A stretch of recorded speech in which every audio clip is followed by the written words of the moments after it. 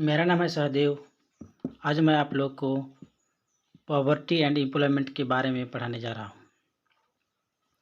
भारत में गरीबी हम लोग दो प्रकार से देखते हैं। एक एब्सोल्यूट पॉवर्टी जो संपूर्ण गरीबी कहते हैं।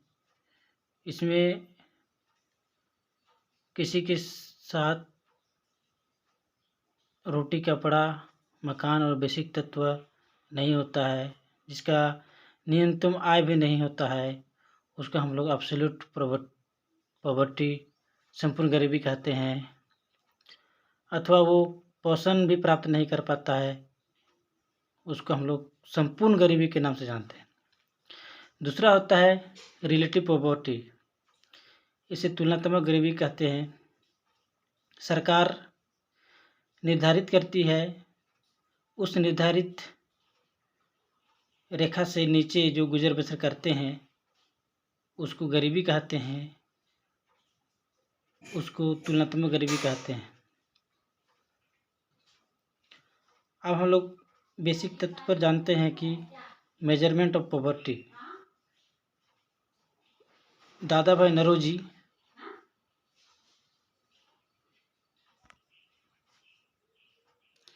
इसके अनुसार rice, floor, dal, mutton, vegetables, ghee, vegetable oil and salt, ये सब भी जिनके पास नहीं होगा उनको गरीबी माना जाएगा।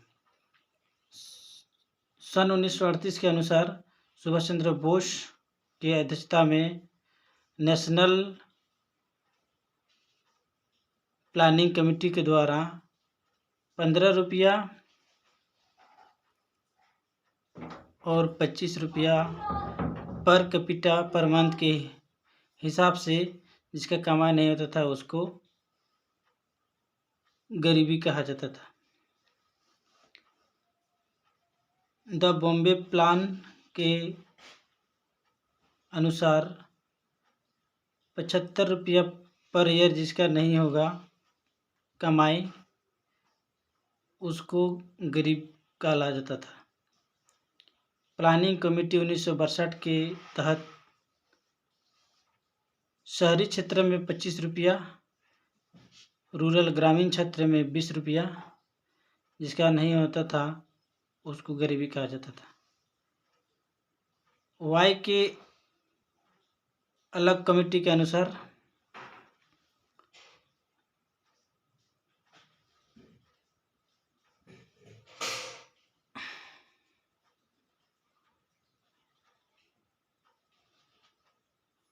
इक्कीस calorie in the urban areas जिनका नहीं होता था उनको गरीबी माना जाता था, और ग्रामीण क्षेत्र में 2400 calorie in the rural area जिनका नहीं होता था, जहाँ नहीं मिलता था उनको पुअर कहा जाता था।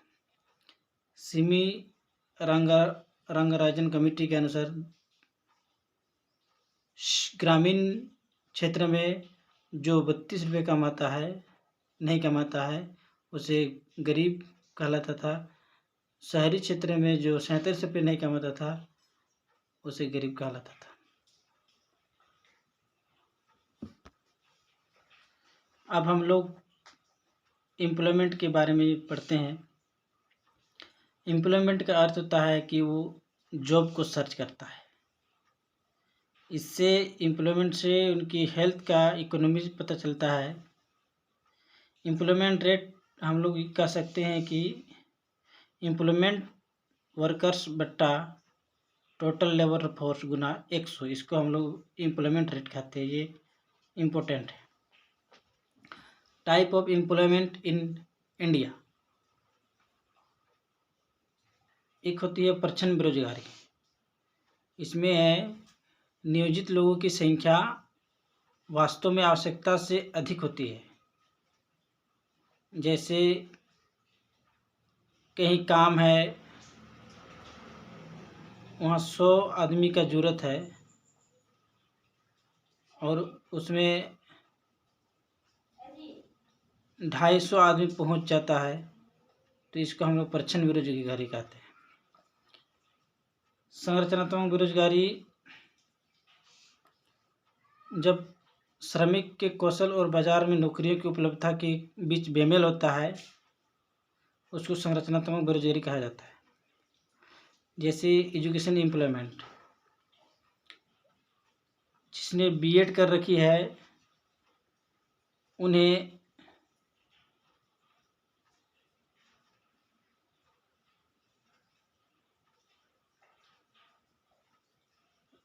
किसी शॉप में काम करना पड़ जाए, उसके अनुसार उनको नौकरी नहीं मिला उनके पढ़ाई के अनुसार, तो ये लोग इसको हम लोग संरचनात्मक बेरोजगारी कहते हैं। मौसमी बेरोजगारी, ये मौसम के दौरान काम नहीं मिलने पर इसे मौसमी बेरोजगारी कहते हैं, जिसमें मजदूर लोग कैटेगरी का आदमी आता है। कमज़ोर बेरोजगारी एक ऐसा बेरोजगारी है जो टेम्पररी समय के लिए काम मिलता है। ये कॉन्ट्रैक्ट बेसिस पे काम होती है, इसको लंबे समय तक रिकॉर्ड में नहीं रखा जाता है, इसको कमज़ोर बेरोजगारी कहते हैं। तकनीकी बेरोजगारी, ये हो गया प्रौद्योगिकी की प्रगति के कारण अपनी नौकरी खो देते हैं, इसको तकनीकी बेरोजगारी कहते हैं। चक्रीय बेरोजगारी, चक्रीय बेरोजगारी जो है व्यापार चक्र के कारण मंदी के दौरान बेरोजगारी की संख्या बढ़ती है और जैसे ही अर्थव्यवस्था की वृद्धि के साथ बेरोजगारी घट जाती है, इसको चक्रीय बेरोजगारी कहते हैं। एक आती है घर्षणात्मक बेरोजगारी। इस बेरोजगारी में आदमी दूसरे जॉब पर स्विच करता है। जैसे कोई जॉब कर रहा था कोई कंपनी में, उनको पसंद आया दूसरा कंपनी में तो वहाँ चल गए, न्यू जॉब में चल गए। एक स्वैच्छिक बेरोजगारी भी कह सकते हैं, जिसके स्वेच्छा से वो वहाँ चले गए। तो भारत में जो गरीबी है, बेसिक तौर पर हम जानते हैं कि 230 मिलियन से अधिक बेरोजगारी है। उसको परसेंटेज